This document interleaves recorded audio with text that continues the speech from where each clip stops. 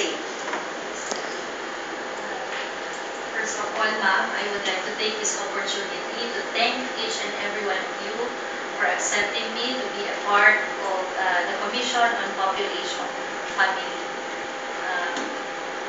I hope I hope to have a harmonious working relationship with you soon, and I will be reporting here by Monday.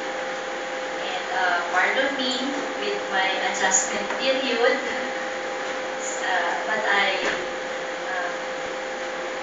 try my best, and I have to do it to give my best na magampanan ang tungkulin ko bilang administrative assistant dito sa Commission on Population.